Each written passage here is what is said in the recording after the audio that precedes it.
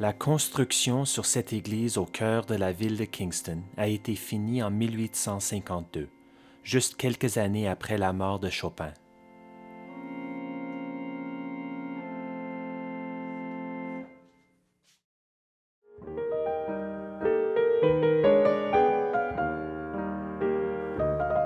L'église était d'abord méthodiste, mais depuis 1925, elle appartient à l'Église unie.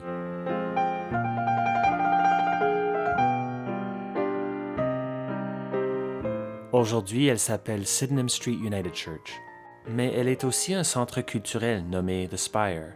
Il y a toujours la messe de dimanche, ainsi que des événements culturels au cours de la semaine. Et c'est ici qu'on retrouve un des plus beaux pianos de toute la ville. Ce piano splendide du 21e siècle existe grâce à une longue histoire de raffinement.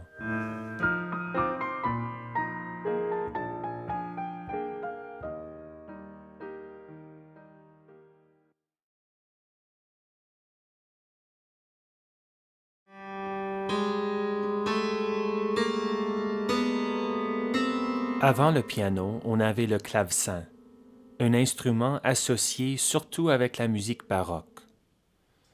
61 touches et un mécanisme qui pince les cordes, ce qui ne permet aucun contrôle sur le niveau sonore.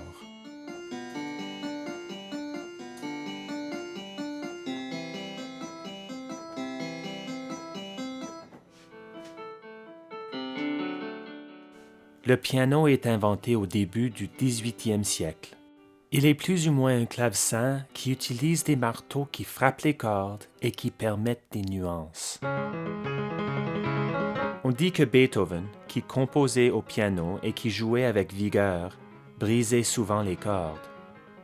C'est après son temps, vers le milieu du 19e siècle, que les pianos sont construits avec un cadre en acier, qui tient une tension de plus de 35 000 livres et qui donne à l'instrument la puissance qu'on connaît aujourd'hui.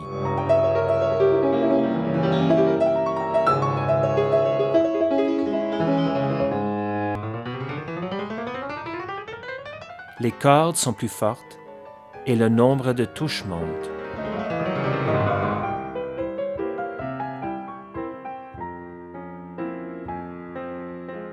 Le piano à l'époque de Chopin n'est pas si différent que le piano de nos jours, mais la qualité de son, sa couleur et sa texture est toujours en évolution.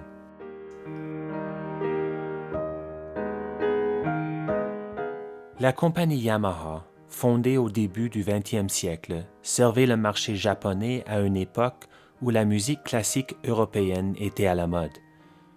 Leurs pianos étaient de bonne qualité, et au cours des décennies, ils deviennent reconnus de plus en plus à l'étranger. En 1980, par exemple, Glenn Gould achète un Yamaha et enregistre ses derniers albums sur ce piano.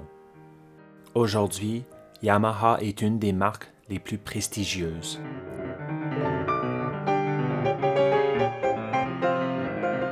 Et quand je joue ce piano dans cette salle, j'ai des moments où je me sens chanceux de vivre dans cette période de l'histoire où le piano semble avoir atteint la perfection.